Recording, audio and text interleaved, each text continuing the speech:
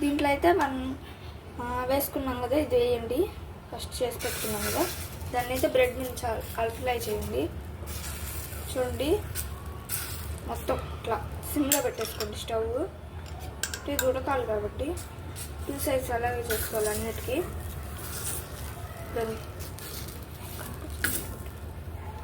చూడండి, సరిపోయినంత వేసుకోండి. నేనైతే 3 బ్రెడ్స్కి ఒక 1 రోస్ట్ తీసుకున్నాను, 1 ఎగ్ తీసుకున్నాను. ఇట్లా సైడ్ కనుక్కుంటే మనకు ఆ షేప్ వస్తుంది.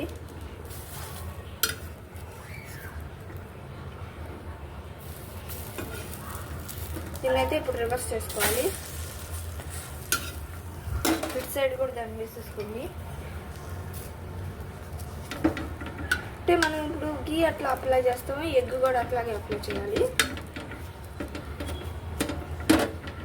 గీ కన్నా ఎగ్ టేస్ట్ బాగుంటుంది. మీరు ట్రై చేయండి, ఖచ్చితంగా ట్రై చేయండి మీరు. చూడండి, మీకు ఇట్లా చేయడం కానీ నచ్చకపోతే ఎలా చేసుకోవాలో నెక్స్ట్ బ్రెడ్కి చెప్తాను. చూడండి ఎట్లా అయిపోయిందో, ఇట్లా అవ్వాలి మొత్తం. ఇప్పుడైతే తినడానికి బాగుంటుంది.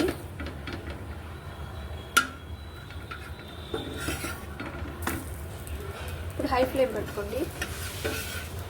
ఒక సైడ్ ఎగ్ ఎక్కువ ఉండి ఒక సైడ్ ఎగ్ తక్కువ ఉన్నా. ఇప్పుడు చూడండి బ్యాక్ సైడ్ ఎట్లా ఉందో, ఫ్రంట్ సైడ్ చూడండి. ఇట్లా ఉన్నా పర్వాలేదు.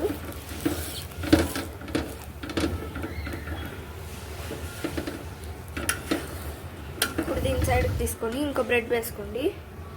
నేను చెప్పాను కదా మీకు ఇట్లా ఇష్టం లేకపోతే ఎలా చేసుకోవాలని. ఫస్ట్ కొంచెం ఆయిల్ వేసుకోండి. నాకు చెప్పాను కదా, కొంచెం ఎగ్ వేసుకోండి. ఎగ్ వేసుకొని అది బాయిల్ అవ్వకముందు బ్రెడ్ పెట్టేసుకోండి. నేను ఇందాక చెప్పాను కదా, సెకండ్ టైప్ ఇది.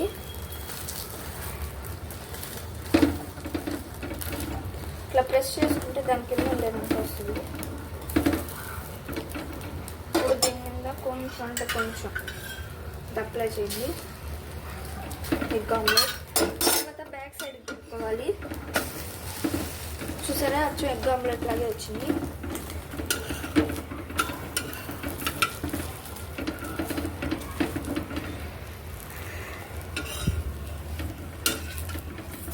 చూసారా, అట్లాగే ఇంకోటి కూడా చేసుకోవాలి. దాన్ని బ్రెడ్స్ అన్నీ కాల్ చేసుకున్నాం కదా, ఇప్పుడు ఒక్కొక్క బ్రెడ్ తీసుకోండి. ఇప్పుడు ఇది మా పప్పీ బ్రెడ్, దీన్నైతే ఇట్లా కట్ చేసుకోవాలి.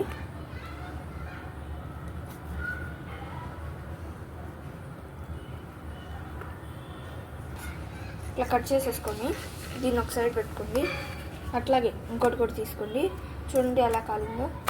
ఇటు సైడ్ తీసుకొని బ్యాక్ సైడ్ ఇట్లా క్రాస్గా కట్ చేయండి. అలాంటి ఏ టైప్ బ్రెడ్స్ అయినా ఇట్లా క్రాస్గా కట్ చేయండి.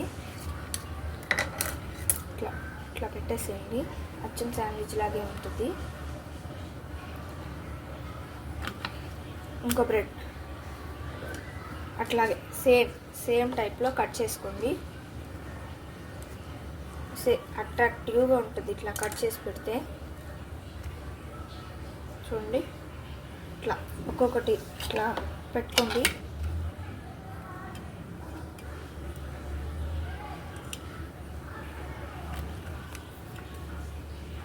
ఇప్పుడు దీంట్లోకి మనం అంటే పిల్లలు తినేటట్టు ఎట్లా ఉండాలంటే ఒక ఆనియన్ తీసుకోండి.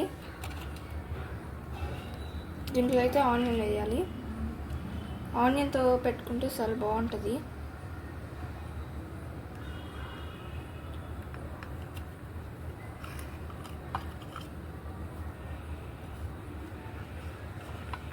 ఇట్లా పెట్టేసుకోండి. ఈ రెసిపీ కానీ మీకు నచ్చినట్టయితే లైక్, షేర్, సబ్స్క్రైబ్ చేయండి. Thank you to all watching my different వంటలు.